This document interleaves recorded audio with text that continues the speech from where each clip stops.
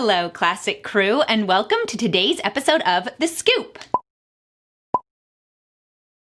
If you are new to my channel, The Scoop is our opportunity to catch up, have a cup of coffee together, just kind of hang out and chat, talk about what's been going on over the course of the week, and I love chatting with you guys in the comments, so make sure to leave comments below about what you've been up to.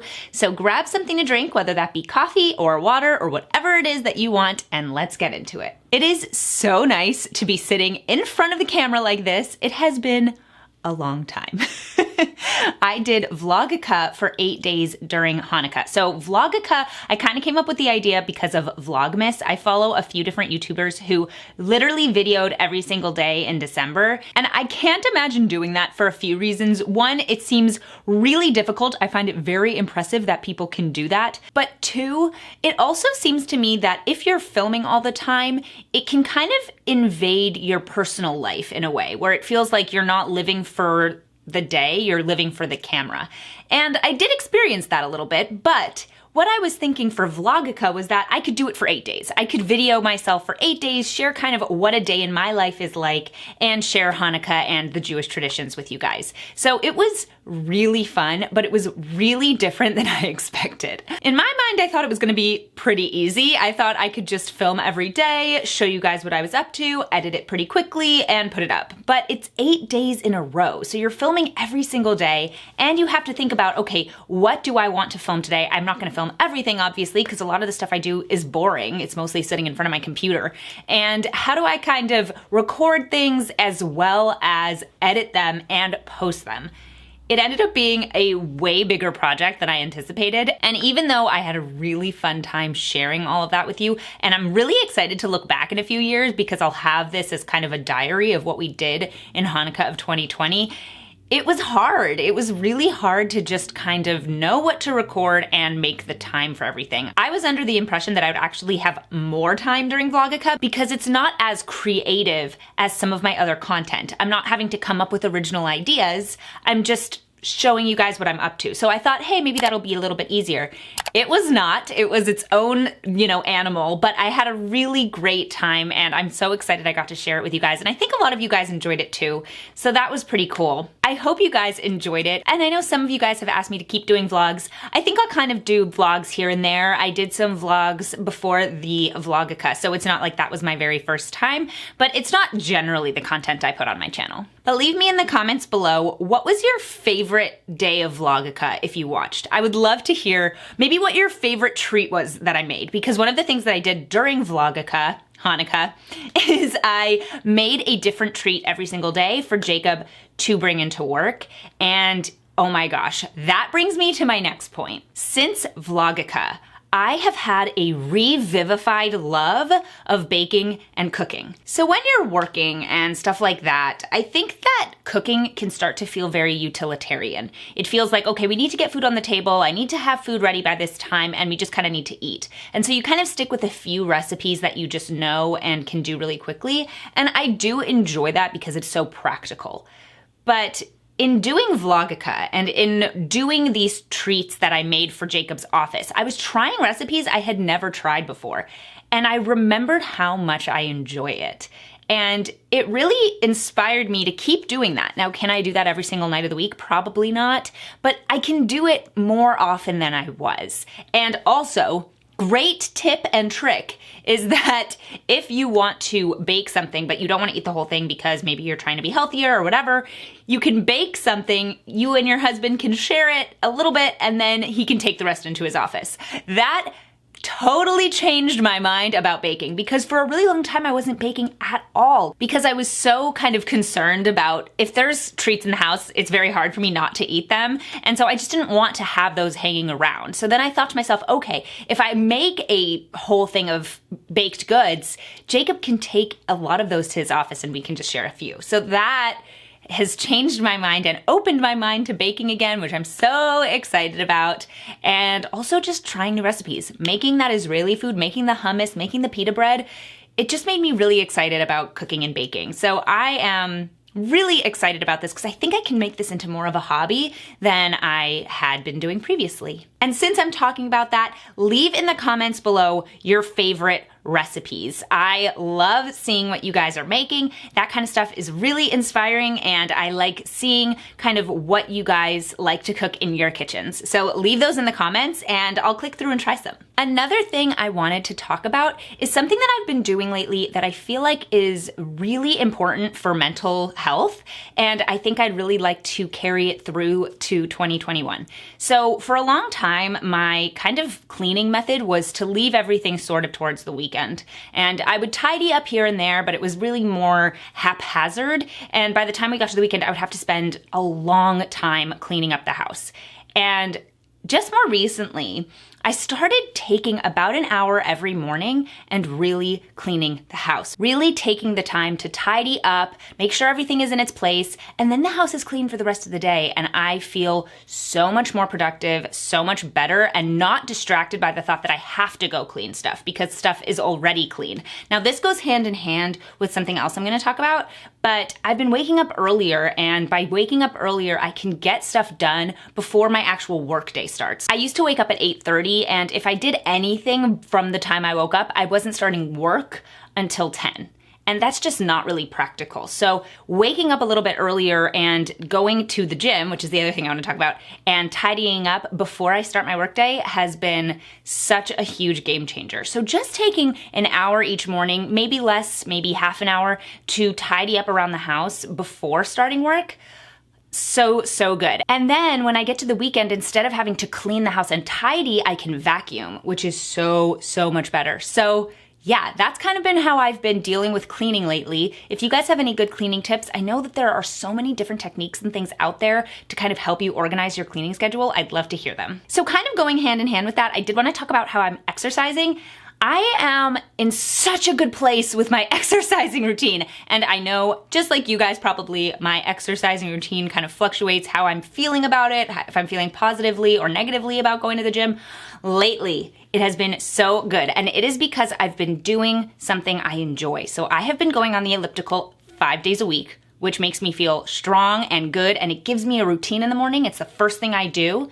And then I have been doing weightlifting 3 times a week. And I think what has really helped is treating the gym like I have to do it every day. Because if I do it 3 times a week, it's really easy for me to end up skipping more days than just one every other day.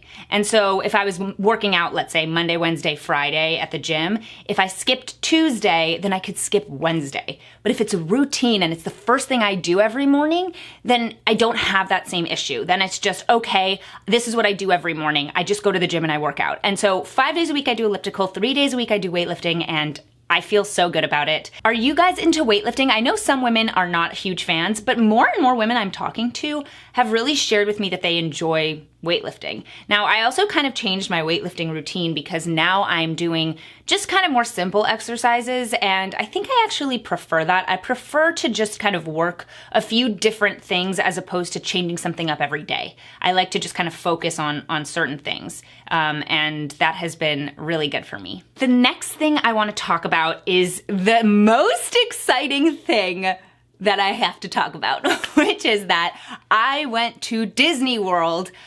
I know, I've never been to Disney World. I grew up in LA, so I did go to Disneyland, but I'd never been to Disney World. And when quarantine hit, I really kind of used Disney World as an escape from what was going on. And so I just started watching a lot of videos about it, kind of looking into different things that they do at the parks and how they're different from Disneyland and there's 4 parks for Disney World actually, which I didn't know before I kind of started looking into this during quarantine. And it was such a good way for me to kind of find joy when we were all kind of stuck at home.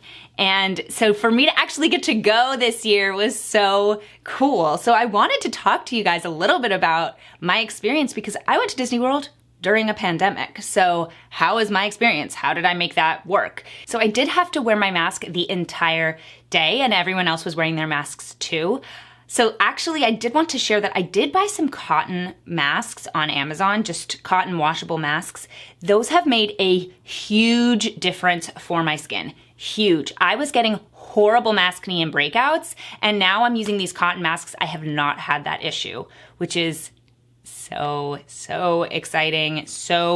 I have so much relief about that because I was so stressed every time I put on a mask for a long time. I felt like my face was gonna break out, and I wore that mask the entire day and did not have an issue. So that was really exciting. We also went on a day that it was not that hot outside, so it wasn't terrible to wear a mask all day. Now, I don't know if, depending on the mask that you're wearing, it might be more uncomfortable. The one that I have is a cotton mask, and it is slightly breathable, I suppose, but it's not thin, so I didn't have an issue, but I know that maybe some people wouldn't be comfortable with that. It was also interesting because the parks are at much lower capacity right now because, of course, they don't want crowding and they don't want people kind of clumping. They want social distancing. So it was actually lovely. There were not that many people there. People were not kind of getting in each other's faces. People were very respectful of their distances, and the lines might look long, but then they never were long. Even sometimes the posted waits were much shorter. I got into a line that was supposed to be 30 minutes and it ended up being a walk-on. Like, I just walked through the whole line,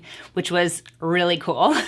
And from what I could see, Disney was really taking care to keep everybody safe. I felt really safe. I felt like I could have a really wonderful time, and I am so glad that I went. So if you are considering going to Disney World, if you're somebody who is a little nervous about it, I think that it was okay, and I had a really great time with my husband. Now, Jacob, he's been to Disney World before, so it wasn't as a huge of an event for him, but for me, it was really exciting, and I'm really excited I got to go. So we actually went to Animal Kingdom, and we got to see all the safaris. It was really great because it wasn't that hot out, so all the animals were out. We could see everything, which was really, really cool. And after we went to Disney World, we went to Disney Springs. Now, Disney Springs was a lot more crowded, but again, I didn't feel unsafe, but I know that some people might. Yes, but Disney Springs was more crowded, but Disney Springs is super cool. I look forward to going back to Disney World at some point. I want to go to all 4 parks, and I think going to Disney Springs in the evenings is awesome. I'm a big fan. I had a great time. Let me know in the comments if you've been to Disney World. What was your favorite park, or what was your favorite ride? I'd really like to hear. I wanted to talk a little bit about what I've been watching. So I watched The Queen's Gambit. Let me know, did you guys watch it? Because I wasn't going to watch it. I think I was kind of like put off by the fact that everyone was obsessed with it. I was like, I'll just watch it later. So I ended up watching it, I guess, a little bit after it was really, really popular. Anya Taylor-Joy was in it, and I don't love her. I'm not like the biggest fan of hers. She was very, very good in this, though. So it's not to say that she's a bad actress. I just don't think that, like, I don't know. She's not my favorite actress, but she was really, really good in this. I thought the show was worth watching. I liked that it was about chess. I think that's really cool. I liked that it was happening in a different era. There's that really cool, costume design and all that is really interesting. I think it's hard to watch because it's about substance abuse. It's about a woman who's going through a lot. And, the fact of the matter is, this is a woman who is obsessed with one thing and pursuing that one passion. And all of the other stuff that matters gets pushed to the wayside. And it's, it is her struggle. It is her story. And I don't think that that's kind of what she would have wanted, right? I don't think that she was looking to push everyone away. I think that that was a result of kind of her past. I think it's a very fascinating character study, and they build tension really well. It's a well done show.